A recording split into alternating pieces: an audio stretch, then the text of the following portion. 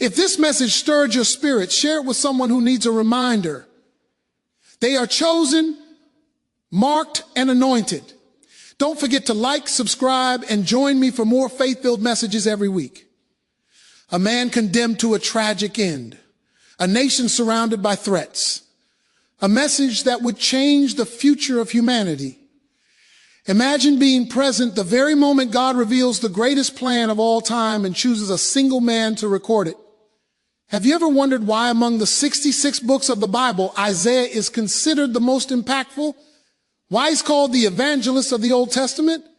Why his words have crossed generations and were quoted by Jesus more than any other text? Today, you're going to discover something that will transform the way you view the Bible. Get ready. What you are about to hear isn't just history. It's a coded message meant for our generation. A book that foretold the virgin birth 700 years in advance, that described the crucifixion with terrifying detail, and that drew the most precise portrait of the Messiah. This content is free, but the impact it can have on your life is immense. If this message is touching your heart, give back with a simple gesture. Subscribe to the channel and turn on notifications. That way we can keep spreading the word daily. And what if I told you that Isaiah didn't only speak of the past, but delivered direct messages for the very days we're living in with clear promises and warnings for our generation? Do you know why scholars call Isaiah the fifth gospel? Because it has 66 chapters, just like the 66 books of the Bible. The first 39 speak of judgment like the Old Testament, and the last 27% of hope, like the New Testament. Coincidence? Impossible. What you're about to discover will take your breath away, because Isaiah contains prophecies so detailed, so impossible to predict, that skeptics have tried to explain them for centuries and failed every time. Get ready for a journey that will transform your faith, because after this story, you'll never see the Bible the same way again. That year, Jerusalem was shrouded in shadows.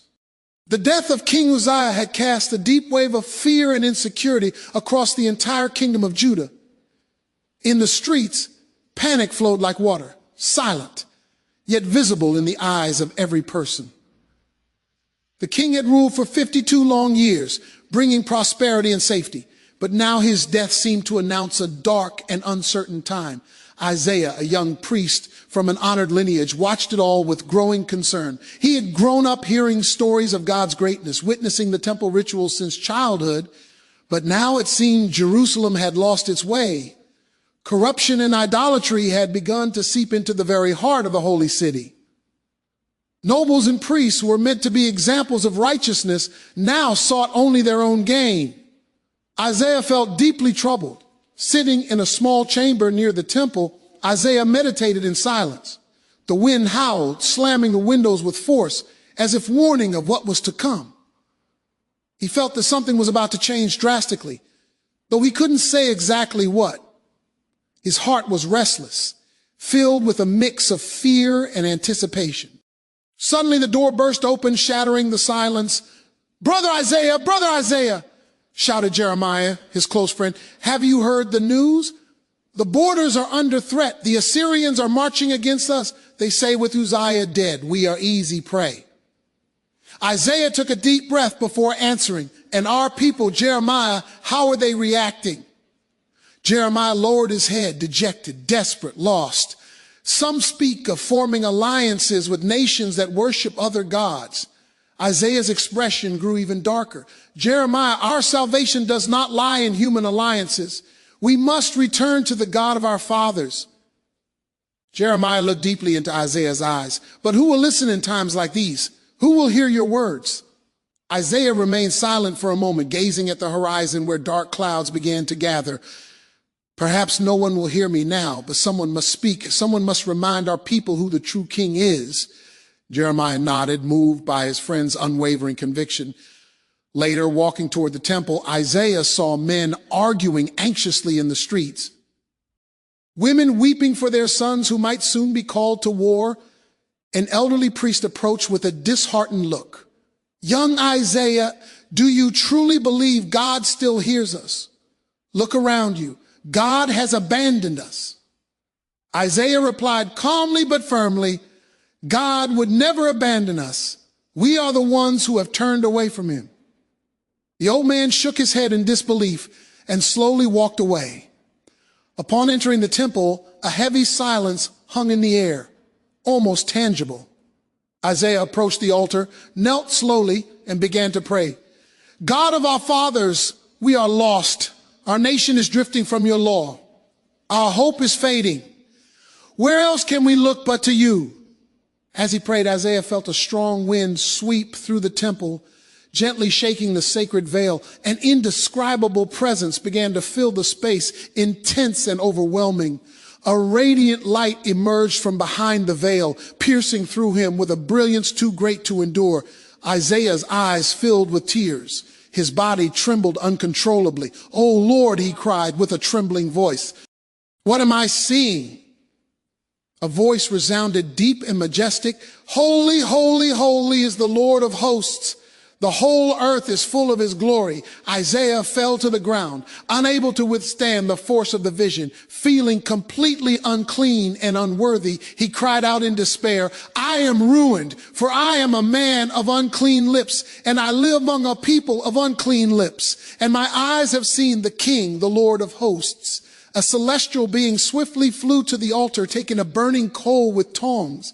Isaiah felt his heart pounding. The being approached with calm and mercy, reaching out the coal toward the young priest's lips.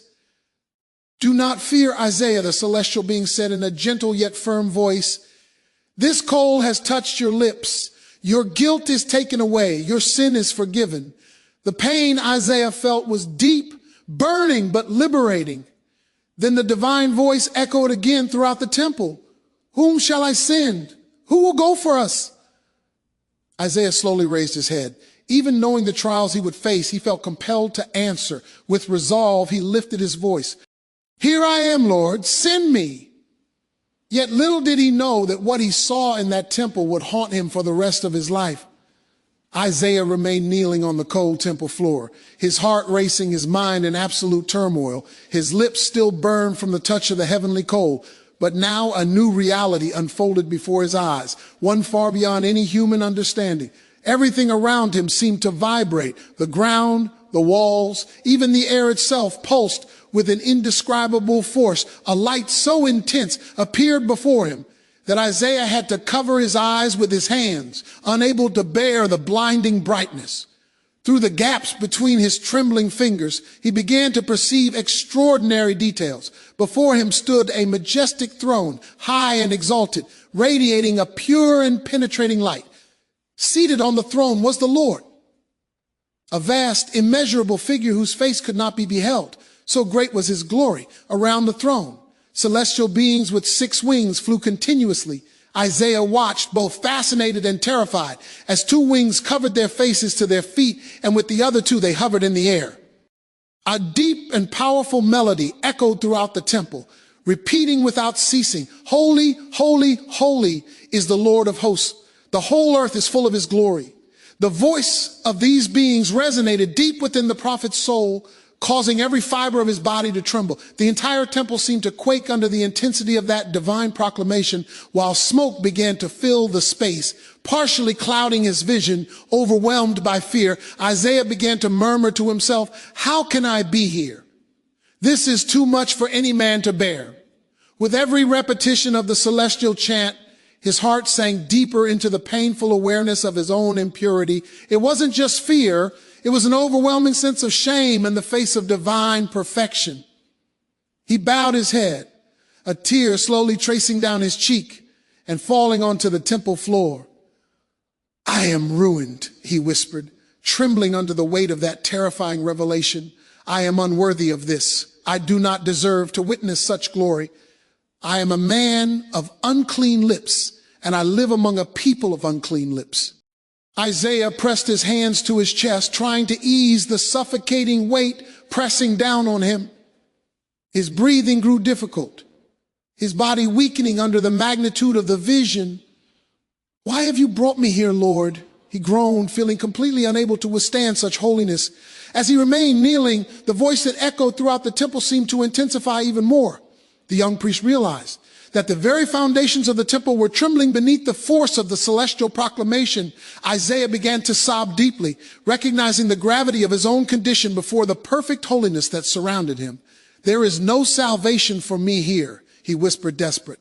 I am before the living God. No mortal can survive his presence. Suddenly, a shadow fell over Isaiah, interrupting his despairing thoughts. He slowly lifted his head and saw one of the seraphim swiftly approaching. His heart pounded and fear overtook him, convinced that this moment would be his end.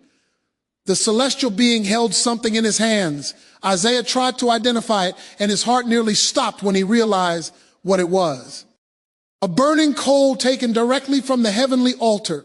The searing glow of the ember seemed to light up the entire temple, casting dancing shadows on the smoke-filled walls. The celestial being came closer, his piercing eyes fixed on the trembling prophet. No, Lord, I cannot bear this, Isaiah pleaded, trying in vain to retreat. The being landed gently before him, holding the glowing coal firmly in one hand. His eyes radiated calm and assurance. Isaiah, said the celestial being with a deep and comforting voice, this coal will touch your lips to purify you. Do not be afraid. Before Isaiah could react, he felt the searing heat of the coal touch his lips. The intense pain was mixed with an indescribable sense of relief and cleansing. He cried out, not from the physical pain, but from the overwhelming shock. The celestial being smiled gently as he withdrew the coal from Isaiah's lips. Your guilt has been removed. Your sin is forgiven. Still stunned by the intensity of the moment, Isaiah slowly lifted his eyes to the glorious throne before him. He felt incredibly light, as if a crushing burden had been completely lifted from his heart. Then a powerful and profound voice resounded once again, this time with a clarity that could not be ignored. Whom shall I send, and who will go for us? The divine voice seemed to penetrate Isaiah's very bones, filling him with supernatural conviction. Without thinking of any future consequences, Isaiah responded immediately, his voice firm and resolute. Here am I, Lord, send me. But even as he spoke those words, a chill ran down his spine. Something inside him whispered clearly that his life would never be the same. He had no idea of the pain, rejection, and trials that still awaited him. The intense light slowly began to fade, and Isaiah realized that the vision was coming to an end. But before he could breathe a sigh of relief, a sudden wave of deep anguish washed over him. Something was still hidden, something he would have to carry for a long time. Just when he thought the experience was over, a new and terrifying image began to form slowly before his eyes. And when Isaiah thought he would die, something completely unexpected happened. The heat still burned on Isaiah's lips. Even after the celestial being had withdrawn with the burning coal, the sensation of fire remained, pulsing intensely. It was a pain mixed with a strange sense of relief, as if with every passing second something impure was being torn from within him. Isaiah remained kneeling, eyes closed, breathing heavily. His body trembled. His hands resting on the cold temple floor could barely support his weight. It was as if he stood between life and death, between the human and the divine. A soft yet firm voice broke the silence. Rise, Isaiah. He opened his eyes with effort. Before him, still hovering in the air, was the Seraph who had touched his lips. The light surrounding him was less blinding now, but the glory of the place remained undeniable. Your guilt has been removed, the celestial being repeated. Your sin has been forgiven. Isaiah, his voice asked, why? Why me? I am nothing more than a fragile man, a sinner. The Seraph only smiled, as if the answer were too obvious to be spoken. Then the atmosphere began to vibrate once more, a voice more powerful, more majestic than any Isaiah had ever heard echo through the walls of the temple. Whom shall I send? And who will go for us? Isaiah felt his heart stop for a moment. The question seemed to float in the air, awaiting a response as if the universe itself waited on the decision of a single man. He looked around as if searching for someone else who might take on such a responsibility. But the temple was empty, save for the celestial beings and the overwhelming presence of God. I am here. His voice came out weak at first, but then gained strength as if a new vigor was rising from within. Here am I. Send me. The words left his lips before he could even reflect on the consequences. It was an impulse, a deep inner certainty, a response not born of the mind, but of the soul. For a brief moment, silence fell. Not even the Seraphim sang. Only the sound of Isaiah's heavy breathing filled the air. Suddenly, the light around the throne grew brighter. It was as if heaven itself was responding to his answer. The celestial being before him drew closer once more, looking him in the eyes with a gaze that held both compassion and solemnity. Then listen carefully, Isaiah, he said. The path you have chosen will not be easy. Your words will be like hammers breaking stone, but they will strike hearts of stone. You will speak to the people, but they will shut their ears. You will prophesy, but they will not believe. Isaiah furrowed his brow, confused. Lord, how long will this go on? Until when will they not listen? The answer came like thunder, rumbling through the temple walls, until the cities lie ruined and without inhabitant, until the houses are deserted and the fields desolate, until the Lord drives the people far away and the land is left utterly forsaken. Isaiah's blood ran cold. His hands began to tremble again. He sensed that the mission was far greater, far heavier than he had ever imagined. The celestial being then made a gesture toward him. But Isaiah, even in the midst of destruction, a remnant will remain. A stump, a holy seed will survive. Isaiah took a deep breath, trying to absorb it all. He felt small, powerless. Yet at the same time, a new fire began to burn in his chest. A fire that no rejection, no pain, and no future suffering could extinguish. Still on his knees, he closed his eyes for a moment, preparing himself spiritually for what was to come. When he opened his eyes again, the temple seemed to have returned to normal. There was no more smoke, no visible seraphim, no radiant light. But Isaiah knew his life would never be the same. He stood slowly looking toward the altar with a mixture of awe and reverence.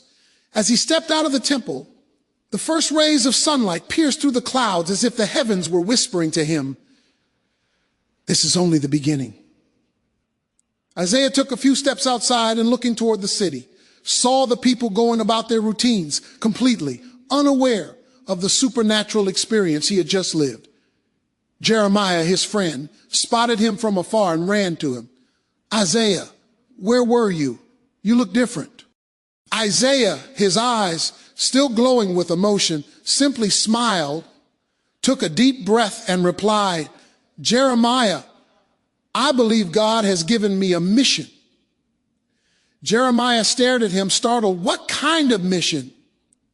Isaiah looked to the horizon, his expression serious. "A mission that will hurt more than I can imagine?" He answered without hesitation, unaware of just how painful his mission would truly be. Before we continue, we ask for your support. Subscribe to the channel and leave a like to help us keep bringing deep Bible stories like Isaiah's to more and more hearts. Now, let's continue with the journey of this prophet who saw the future through eyes of faith. Isaiah walked slowly through the streets of Jerusalem, feeling the weight of the mission he had just received. Each step seemed to carry the echo of the divine voice still ringing in his mind. "Go and tell this people." But what God had said afterward left the young prophet with a heavy heart. "Jeremiah," said Isaiah, calling out to his friend as he approached a small square where some men were arguing about politics and war. "I need to tell you something." Jeremiah turned quickly. "You're still not yourself, Isaiah. Ever since that morning in the temple, your eyes have changed. What happened?" Isaiah took a deep breath as if drawing courage from the depths of his soul. "God called me, but he hesitated for a moment. He also revealed to me that the people will not listen to me. What do you mean? Asked Jeremiah, frowning. God said they will have ears but not hear, eyes but not see. Their hearts will become hardened. Jeremiah fell silent for a few seconds as if trying to process what he had just heard. So you're saying God is sending you to preach already knowing that no one will listen? Exactly, Isaiah replied, his gaze sorrowful. My mission is to proclaim Jeremiah even if no one wants to hear. His friend ran a hand through his hair, confused. That makes no sense, Isaiah. Why would God do that? Isaiah sighed deeply, because even in the midst of rejection, there is a greater purpose. A remnant will be saved. A holy seed will remain. The two walked in silence until they reached the entrance of the marketplace. There, Isaiah saw a group of religious leaders, the same ones he had seen many times in the temple. Approaching cautiously, Isaiah raised his voice. O people of Jerusalem, thus says the Lord, listen closely, but do not understand. Look clearly, but do not perceive. Some men stopped to listen. Others simply shook their heads, laughing with disdain. Another prophet with words of doom, one of them muttered, we don't need prophets, we need soldiers, shouted another. Isaiah, his gaze fixed and full of determination, continued, harden the hearts of this people, O Lord. Shut their ears, blind their eyes until the cities lie in ruins, until the fields are laid waste. Silence fell over the square for a few seconds, but soon laughter and insults began again. Go away, Isaiah, shouted an elderly man. We don't need your threats. Jeremiah approached his friend, grabbing him by the arm. Let's go, Isaiah. They're not ready to listen. As they walked away, Isaiah suddenly stopped and looked back. Something inside him told him that this initial rejection was only the beginning of a long and painful road. That night back in his small home, Isaiah knelt and prayed, Lord, how long? How long will I preach and not be heard? How long will I watch my people drift further and further from you? The answer came as a deep whisper in his mind. Until the land is devastated, until chaos covers the cities, until only a burned stump remains, but from that stump, life will rise again. Isaiah slowly opened his eyes, feeling a mix of fear and hope. Days later, the news began to arrive. Enemy troops advancing, hunger, injustice rising in the streets. The words Isaiah had prophesied were beginning to come true before his very eyes, and still the people remained indifferent. One morning while passing through the marketplace, Isaiah heard a group of women weeping. Another village was destroyed. One of them lamented. Isaiah clenched his fists. They must hear, they must understand, he muttered to himself. Jeremiah appeared from around a corner. Isaiah, are you going to keep going until my last breath? He answered resolute. Isaiah knew his journey would be marked by pain, rejection, and solitude.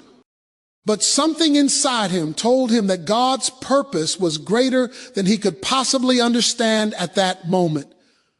But the greatest revelation of all was still to come. Days in Jerusalem had become more tense. Each morning brought bad news, battles lost, failed political alliances, hunger in nearby villages.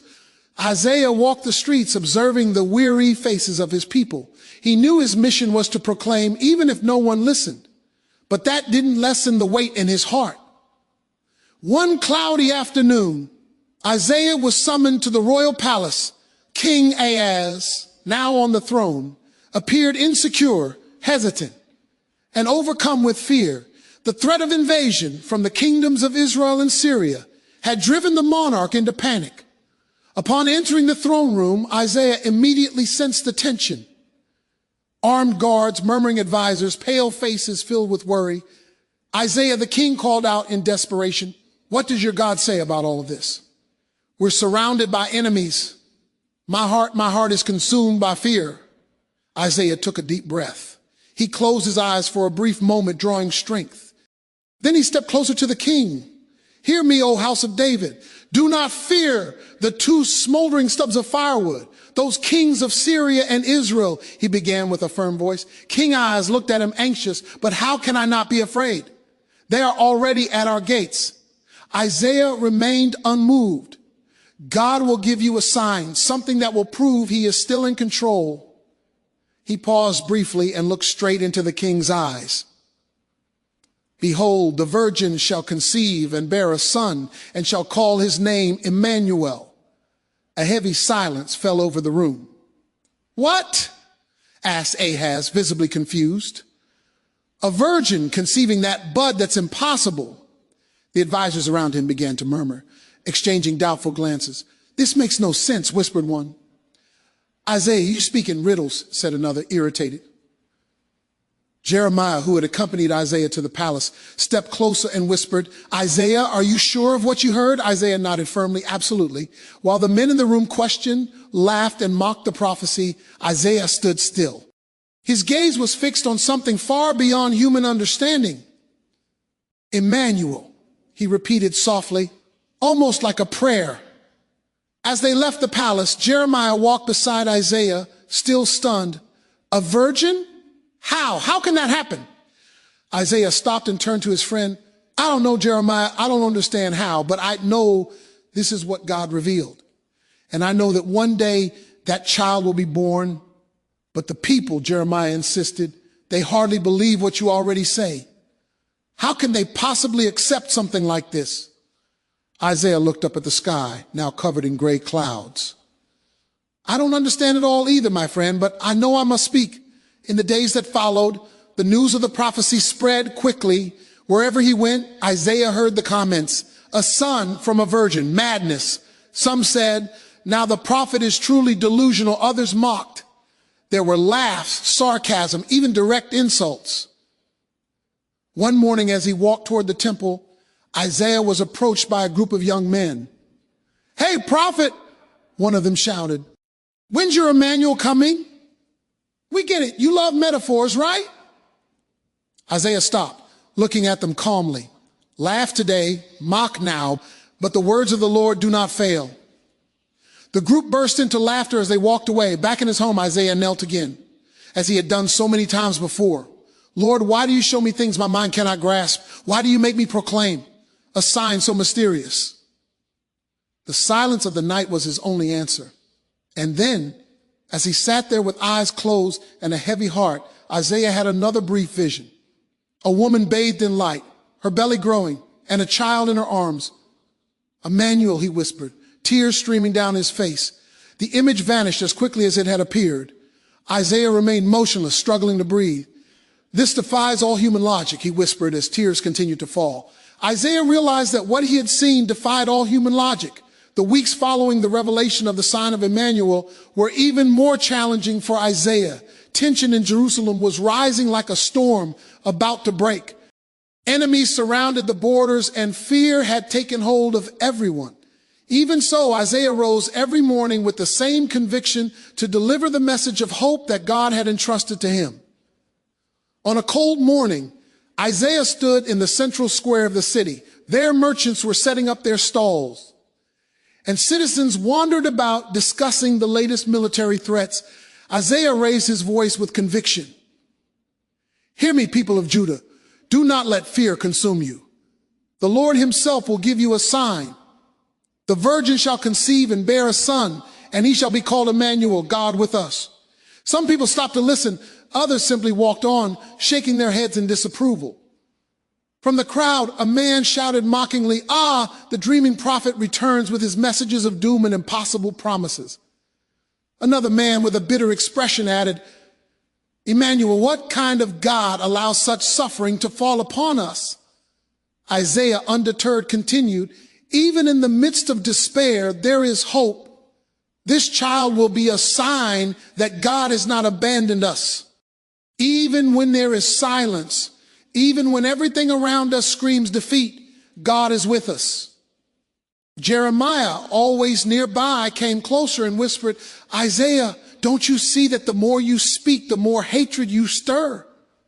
They look at you with contempt. Isaiah closed his eyes briefly. I know, Jeremiah, but if God told me to speak, I will speak, even if no one believes. His word does not return empty. That night, Isaiah gathered his family at home with his wife and children around him. He spoke with emotion thick in his voice. My children, I know many laugh at me. They say I'm mad. But I want you to know I believe every word the Lord has given me. One day this child, this Emmanuel, will be born, and he will change everything. His wife, always quiet, gently touched his hand. I believe you, my love. Isaiah smiled, his eyes brimming with tears. Days later, a group of religious leaders came looking for Isaiah at the temple. Their faces were stern, almost hostile. Isaiah, said the eldest among them, we can't allow you to keep spreading false hope among the people. We are already suffering enough. These words are not mine, Isaiah replied firmly. They are from the Lord of hosts. If he sent me to proclaim hope, that is what I will do. The man snorted in anger. Then may your God protect you, because the people are tired of empty promises. As the leaders walked away, Isaiah remained there alone in the temple, his eyes fixed on the altar. Lord, I am tired. My heart aches, but I will not back down. That night, Isaiah had a brief dream. In the dream, he saw a small boy running among the olive trees with a peaceful smile and a serenity that seemed to wrap around everything. Emmanuel, he whispered as he awoke, his face wet with tears. But even in that image of hope, Isaiah sensed that there was something greater, something still hidden from his understanding. The sign of the virgin was only the beginning, but it was only a sign. The greatest mystery remained hidden. The days dragged on, and Jerusalem remained submerged in uncertainty. Military threats were increasing, and hunger was beginning to invade the poorest homes. The people walked the streets with their heads down, their eyes dull, carrying on their backs the heavy weight of hopelessness. Isaiah, however, remained steadfast. Every morning, before the sun had even risen, he climbed one of the hills near the city to pray. Lord, he whispered, his eyes lifted to the still dark sky. Your people are weary. We are on the verge of collapse. We need a word, a sign, a light. That morning, while still on his knees, something extraordinary happened. Isaiah felt his body tremble. A new vision filled his mind. It was as if the heavens had opened before him. He saw a child, but not an ordinary child. There was a special glow around him, as though the very glory of God rested upon that small figure. A heavenly voice echoed, for unto us a child is born. Unto us a son is given, and the government shall be upon his shoulders, and his name shall be called Wonderful Counselor, Mighty God, Everlasting Father, Prince of Peace. Isaiah opened his eyes, startled, his heart raced. A Prince of Peace, he whispered, still, trying to grasp the meaning of what he had just seen. Without wasting a moment, Isaiah descended the hill and ran through the streets of Jerusalem. He found a small group gathered at the entrance to the marketplace and without hesitation began to proclaim, listen, people of Judah, there is hope. The Lord has revealed to me that a child will be born. He will bring government, justice, and everlasting peace. His name shall be Wonderful Counselor, Mighty God, Everlasting Father, Prince of Peace. People stopped, some curious, others skeptical. A middle-aged man dressed as a merchant crossed his arms and shouted, another child, Isaiah. Wasn't the story of Emmanuel enough? And now you come with yet another prophecy? A woman holding her small child in her arms asked hesitantly, when? Isaiah, when will this child be born? We're tired of waiting. Isaiah took a deep breath. I don't know when, but I know that God fulfills what he promises. Jeremiah, always at his side, pulled him into a corner. Isaiah, do you realize what you're doing? Every new word you speak seems to divide the people even more. Some are starting to believe, but many others are turning against you. I know Jeremiah, but the message is not mine. Isaiah clenched his fist firmly. I cannot remain silent. That night, lying on his small bed, Isaiah could barely sleep. The words of the vision echoed endlessly in his mind. Prince of Peace, Mighty God, Everlasting Father, Lord, how can a simple child bear such grand titles? He asked in prayer, who will this son be? How will we recognize him? The following days were even more difficult. Each time Isaiah rose to speak in public, the tension grew. Some religious leaders began to spread rumors that he was going mad. They claimed his visions were just the result of exhaustion and despair. One afternoon, Uzziah was walking through the temple corridors when he was approached by a group of priests. "Uzziah," said the eldest in a tone of authority, "we want you to stop speaking about these children. You're confusing the people." "Confusing," Uzziah replied, his eyes filled with determination. "I am proclaiming the truth God is speaking." "Truth?" mocked another priest. "What kind of God promises salvation through a child? Where is the army? Where is the strength we need?" Uzziah took a deep breath. "It's not by armies nor by human strength," he answered. "God's answer will come in a way you do not expect." The priest walked away laughing while Uzziah stood there, eyes fixed on the altar, his heart heavy. That same night, while praying at home, Uzziah had another brief vision. He saw crowds of people, not just Israelites, but people from many nations, speaking different languages and coming from different cultures, all walking toward a great light on the horizon. "The people who walked in darkness have seen a great light," he whispered, repeating the words forming in his mind. The next day he returned to the central square and proclaimed, "The people who walked in darkness will see a great light. Those who dwell in the land of the shadow of death, upon them the light of the Lord will shine." But as before, many ignored him. Others laughed. Some, more enraged, began throwing stones at him. Uzziah, dodged and protected by Jeremiah, managed to flee through the narrow alleys of Jerusalem. Once safely home, he fell to his knees. "Lord, how will all this happen? When? Where? Who will this child be? How will the people believe?" Once again, silence seemed to answer. A mixture of hope and confusion filled the prophet's heart. Uzziah knew he was in the midst of something far greater than he could comprehend, but the true meaning of it all was still hidden from his eyes. Uzziah did not yet fully understand how this would change everything. The light of hope Uzziah carried after the vision of the Prince of Peace was beginning to dim under the weight of the new messages God entrusted to him. The words now coming to his heart were sharp, cutting like a double-edged sword. There were no more promises of immediate comfort. Now what God wanted him to proclaim was judgment. The next morning, Uzziah walked to the temple entrance with a pale face and hollow eyes from countless nights spent weeping in silence. "Jeremiah," he called to his friend, his voice trembling, "today the words the Lord has given me are too heavy." Jeremiah looked at him with concern. "More judgment, Uzziah." The prophet only nodded, taking a deep breath before raising his voice to all who passed along the temple steps. "O house of Israel, O Judah, thus says the Lord of hosts, woe to Assyria, the rod of my anger. With it I will strike down rebellious nations. And as for you, people of Jerusalem, your arrogance will be brought low. The proud will be humbled, and the land will be laid waste." People paused for a moment. A strange silence hovered in the air, but murmurs soon followed. "He's finally lost his mind," said one of the elders. Always that voice of condemnation. "Where is the God of mercy our ancestors worship?" Another mocked. Uzziah stepped down from the stairs, walking through the streets as he continued to proclaim, "Cities will be devastated, trees will be felled, vineyards destroyed, the pride of Judah will be crushed. You trust in human alliances, in your armies, know this. The day will come when your warriors will flee without looking back."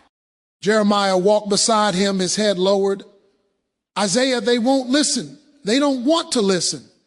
"I know," the prophet replied, his voice heavy, "but I cannot remain silent." That night, Uzziah barely slept. Kneeling on the cold floor in prayer, he cried out, "Lord, how long? How long must I proclaim judgment and destruction? How long must I see closed faces, deaf ears, and hardened hearts?" And as a response, another vision appeared before his weary eyes. He saw scorched lands, homes reduced to dust, children crying in the streets, mothers mourning, and priests with torn garments sitting in the ashes. "This is the price of disobedience," he murmured as tears streamed down his cheeks. The next day, during a small gathering with a group of farmers, Uzziah tried to warn them. Your fields will be seized, your harvest destroyed. The enemy will come like a swarm of locusts. Hear the voice of the Lord while there is still time. One of the men stood up angrily. Silence, prophet. Our problems are political, not spiritual. We don't want to hear your threats anymore. Isaiah stood firm.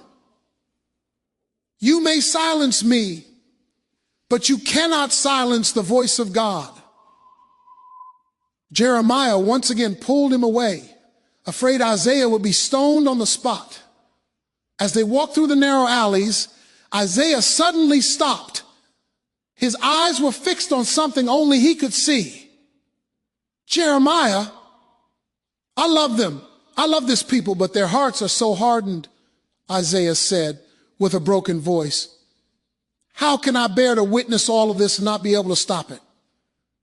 You've done everything you could, Jeremiah replied, placing a hand on his friend's shoulder. All that's left now is to pray.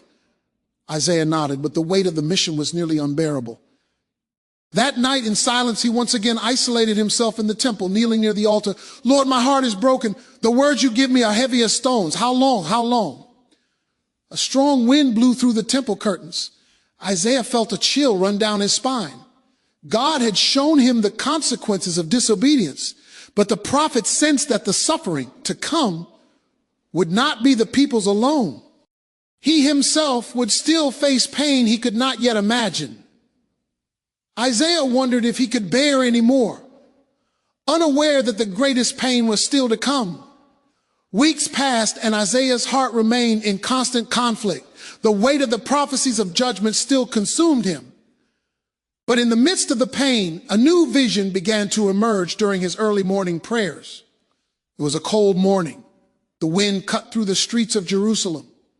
As Isaiah once again climbed the hill where he often sought answers, he knelt on the dry ground, hands lifted toward the sky. Lord, how long will I see only destruction? How long will you show me only judgment? As he prayed, his eyes closed, and then a new scene began to form before him. It was not a vision of war nor of ruin, but of a man of humble appearance, with a marked face, shoulders bent as if carrying an invisible burden. Isaiah squinted, trying to see more clearly. Who is this? He whispered as the vision became clearer. A soft yet firm voice echoed in his mind. Here is my servant whom I uphold, my chosen one in whom my soul delights. I will put my spirit upon him, and he will bring justice to the nations. Isaiah opened his eyes, breathing rapidly. Sweat dripped from his forehead despite the morning chill. A servant, he murmured, rising slowly. Who is this man? That very day, as he walked through the narrow streets of the city, Isaiah passed familiar faces. Some looked at him with disdain, others with pity. He knew his reputation among the people was increasingly damaged, but in that moment, none of it mattered. His mind was completely consumed by the image of the servant. Upon meeting Jeremiah again, Isaiah decided to share what he had seen. Jeremiah, I had another vision. Another one? His friend asked with a worried look. Yes, but this time it was different. It wasn't about war or judgment. It was about a man, a servant. Jeremiah frowned. A servant? Who? I don't know. Isaiah shook his head, clearly confused, but he was special. There was something divine about him, and at the same time, such deep humility. And what was he doing? Isaiah took a deep breath. He brought justice, but without shouting, without raising his voice in the streets. He didn't break a bruised reed and nor snuff out a smoldering wick. He carried suffering as if it were his own. Jeremiah was silent for a moment, taking in every word. Isaiah, do you think this man is already among us? I don't know, the prophet replied, looking toward the horizon. But I feel his mission will be greater than anything I've ever declared in the days that followed. Isaiah began writing down the words coming to his mind almost as a release. Listen to me, you islands. Hear this, you distant nations. The Lord called me from the womb. From the body of my mother, he named me. He paused, taking a deep breath, feeling the weight of each word his pen released. From the womb, he whispered, a chosen one from before birth. One afternoon, while crossing the marketplace, a young man approached with a mocking tone. Hey, prophet, Now you're talking about a mysterious servant. Who's next? An invisible king? An army of angels? Laughter erupted around him. Isaiah said nothing. But inside, the inner conflict grew. That night, lying in bed, Isaiah couldn't sleep. The images from the vision haunted him. The face of that servant, the look of compassion, the expression of suffering and determination at once. He rose and walked to the small table where he kept his scrolls and began writing again. I have made you a light to the Gentiles, that you may bring my salvation to the ends of the earth. Isaiah paused for a moment, staring at the phrase, a light to the Gentiles. That was unimaginable. Salvation not just for Israel. He ran his hands over his face, trying to sort through his thoughts. What does all this mean, Lord? Who is this servant? Why does he carry so much suffering?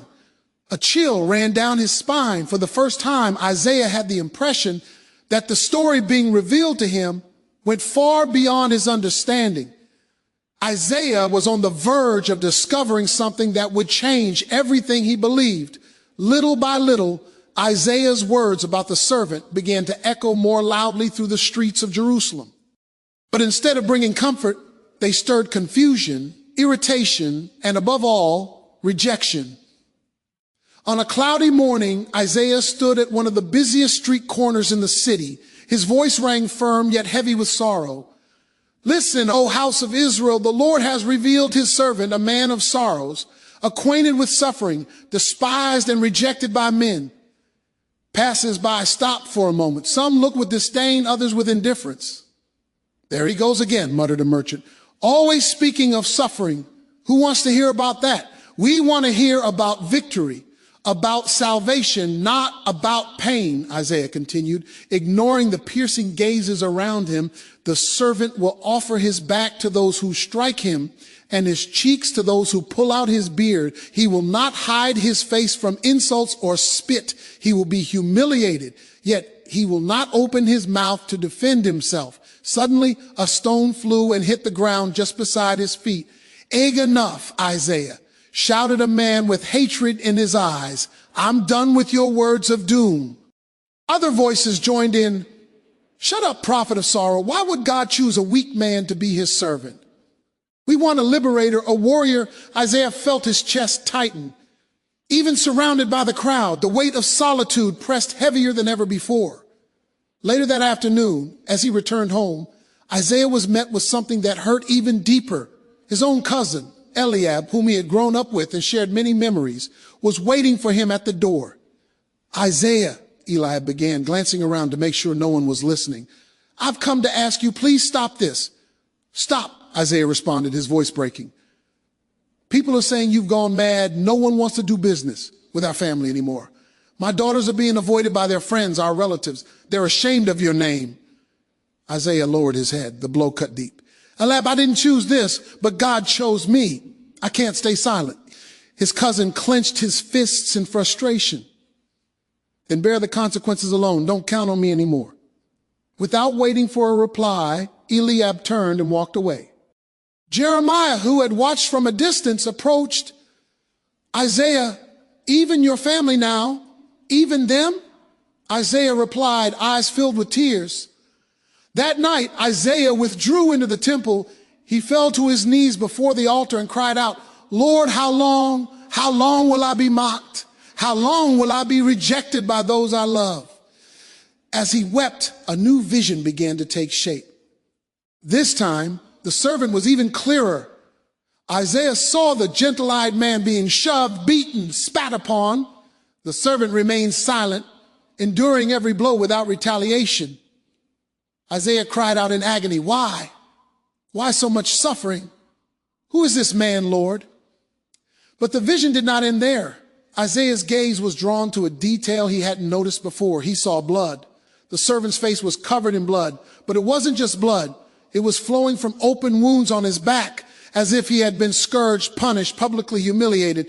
Isaiah covered his face in despair. My God, what is this? Who would commit such cruelty against an innocent? His heart pounded. The tears fell uncontrollably.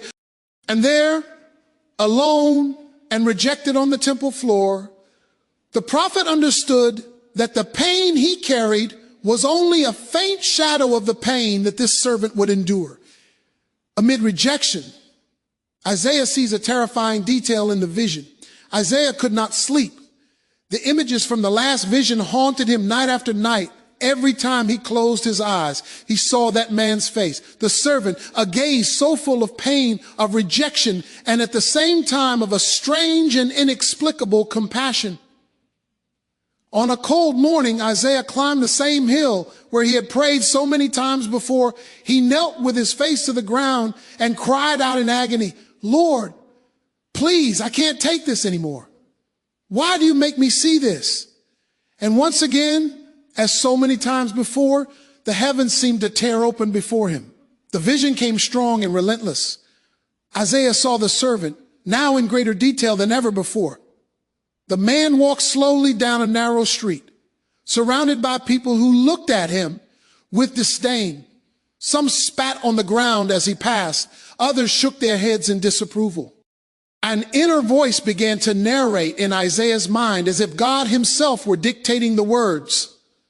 He was despised and rejected by men, a man of sorrows, acquainted with suffering. Isaiah gasped for breath.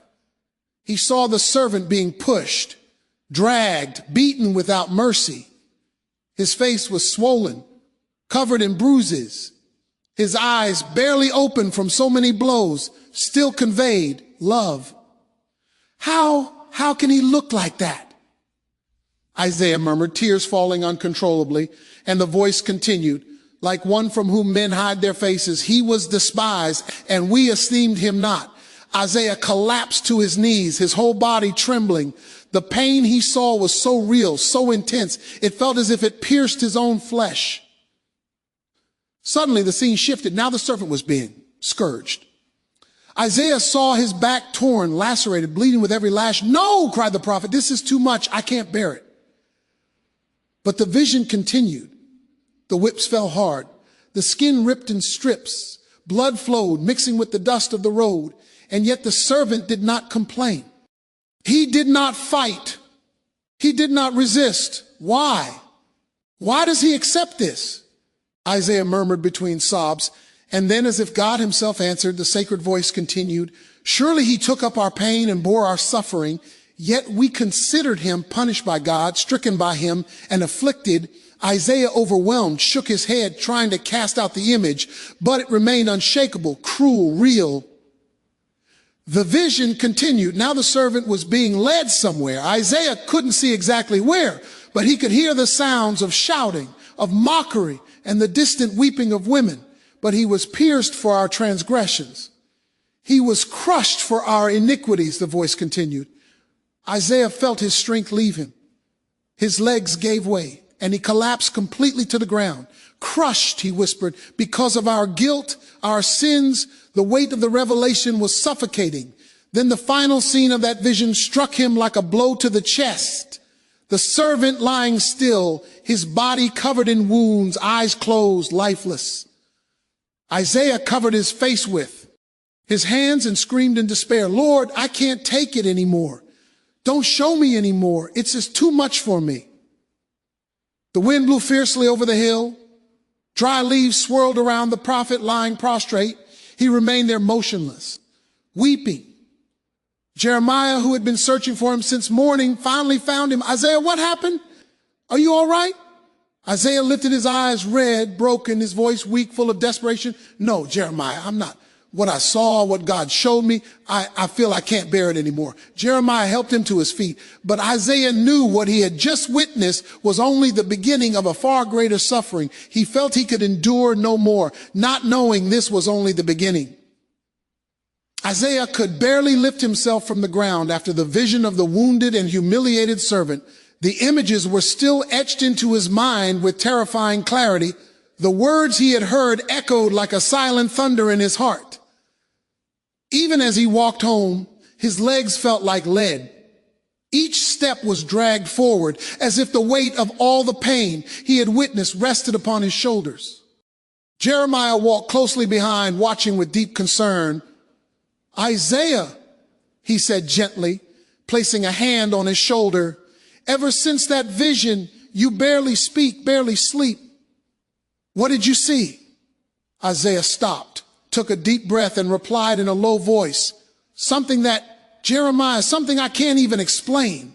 It's as if heaven itself wept, as if the judgment I always proclaimed wasn't falling on the guilty, but on someone innocent.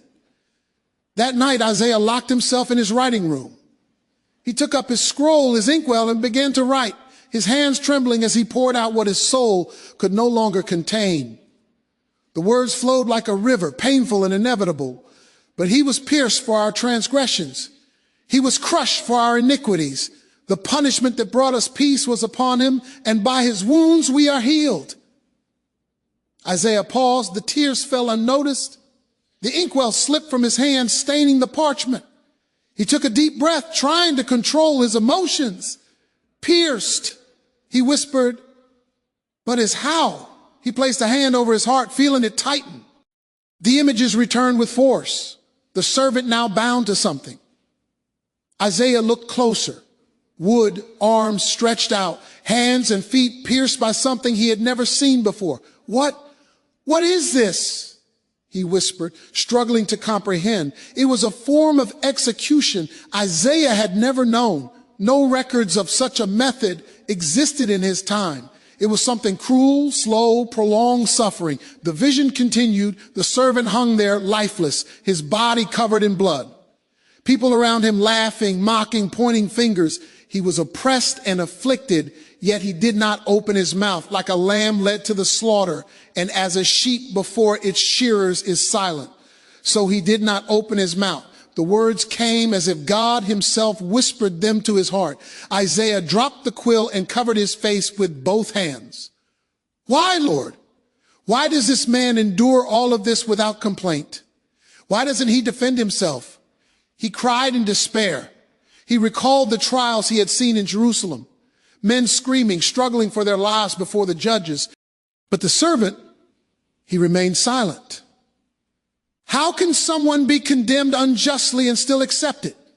The questions pounded in the prophet's mind. In another quick vision, Uzziah saw the servant's body being taken down from that wooden structure. A man gently wrapped him in a cloth, carried him to a new tomb, carved into rock. He was assigned a grave with the wicked and with the rich in his death. Uzziah murmured, shocked by the accuracy of the images. The tears returned, now heavier. It makes no sense, he shouted, rising abruptly and knocking over scrolls and inkwells. Why, an innocent man? Why must someone so pure suffer like this? Jeremiah, hearing the shouting, rushed into the room. Uzziah, what's happening? Uzziah, with bloodshot eyes and stained cheeks, answered between sobs, I saw it. I saw every detail. The suffering, the beatings, the nails, the humiliation, the death. Jeremiah remained silent for a moment, stunned. But why? He finally asked. Uzziah looked at his friend, his eyes filled with pain and awe. Jeremiah, he said, his voice low but firm. It wasn't for his sins. It was for ours. All the guilt, all the pain that was ours was laid upon him. His friend stepped back as if trying to process those words. But Uzziah, he stammered, this is too cruel. No one would do that for a people who rejected him. Uzziah slowly nodded. No one except someone sent directly by God, someone with a purpose far beyond our understanding. Silence filled the room. The two stood there motionless, immersed in the weight of that revelation. Uzziah picked up the scroll again and continued to write, even as his hand trembled, though he had done no violence, nor was any deceit in his mouth. He knew that no matter how much pain these words carried, they had to be written. They were words that would outlive generations. Yet, as he immersed himself in the images of suffering, something new began to appear at the end of the vision, something Uzziah could not yet fully grasp. But that left him even more unsettled. He saw a light, something beyond death, a detail that should not exist, something that defied all logic of what he had just witnessed. Uzziah stopped writing, took a deep breath, and whispered to himself with a dazed look, "This is impossible." Isaiah realized he was not just describing suffering, but something unimaginable. Isaiah remained motionless, his eyes fixed on the scroll, his hands still trembling over the wooden table. The images of the servant's suffering, humiliation, and death were far too vivid in his memory, as if he had been present in every moment, feeling every blow, every tear, every muffled groan. But now something new, something that defied all human logic, began to take shape in his mind. As he tried to finish writing the final lines about the servant's death, a sudden light invaded his vision. It was no ordinary light. It was intense, almost blinding. Isaiah instinctively closed his eyes. Yet the scene unfolding before him remained clear, astonishingly clear. He saw the same servant now alive. "No, this can't be," he whispered, his voice choked. Isaiah opened his eyes wide as if to erase the vision. But when he closed them again, the image persisted. The servant, the one he had just seen beaten, pierced, dead, was now standing. His face was serene, his eyes full of life. The scars of suffering were still there, but something else had taken their place. Something Isaiah couldn't name, but it made him tremble. A soft voice, like a divine whisper, echoed within him. "After the anguish of his soul, he will see the light and be satisfied." Isaiah felt the ground shift beneath his feet. "Light satisfied after such suffering," he murmured, covering his face with his hands, trying to contain the storm of emotions. He abruptly rose from the table and began pacing the room. "This is impossible," he repeated. "No one returns from death. No one." The sound of the door opening interrupted his thoughts. Jeremiah entered out of breath. "Isaiah, rumors are spreading. People are gathering, demanding that you stop speaking. They say your words are disturbing everyone." Isaiah, eyes fixed on the floor, responded in a low voice, "Jeremiah, what I've just seen, even I can barely believe it." "What?" "Jeremiah, step closer." Isaiah took a deep breath as if struggling to organize his thoughts. "I saw life after death. I saw the servant, the one who was crushed, pierced. I saw him standing alive as if death itself had been defeated." Jeremiah stepped back, startled. "Isaiah, that's impossible." "I know," the prophet replied, tears falling slowly, "but I saw it with these eyes." Isaiah walked to his table, picked up the scroll, and with still trembling hands began to write once more. "And it pleased the Lord to crush him, causing him to suffer. And when he makes his soul an offering for sin, he will see his offspring. He will prolong his days, and the will of the Lord will prosper in his hand." He paused for a moment, reflecting on every word he was writing. "He will prolong his days," he repeated, trying to understand. Does that mean he will live even after being crushed? Jeremiah, still in shock, sat down beside him. "Isaiah, do you realize what you're saying? You're writing that a man, a real man, will die and then live again." Isaiah nodded slowly. "That's exactly it. And more." He looked at his friend, his eyes full of awe. "He won't just live again.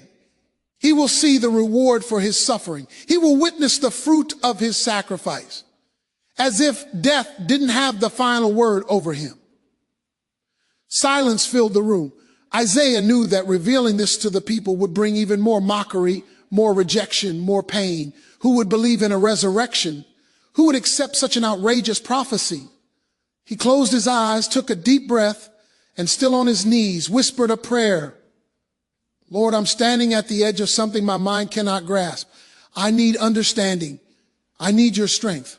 In that moment, as the wind blew gently through the half-open window, Isaiah felt a new conviction begin to grow in his heart. Something great, something too revolutionary to comprehend alone was being written through his hands. Isaiah knew he was standing at the edge of something far too revolutionary to understand alone. The days in Jerusalem remained heavy, as if the very air carried the weight of Isaiah's prophecies. Each message he announced seemed to tear away a bit more of the people's hope. War, famine, judgment, suffering. Everything was unfolding just as he had declared. Yet that morning, upon waking, Isaiah felt something different in his spirit. Sitting at the edge of his bed, he closed his eyes and prayed silently, Lord, after all I have seen, after all I have heard, is there any hope? And in that moment, a new vision began to take shape. Isaiah saw fields blooming where there had only been dry land. He saw children playing in the streets without fear. He saw men and women joyfully read.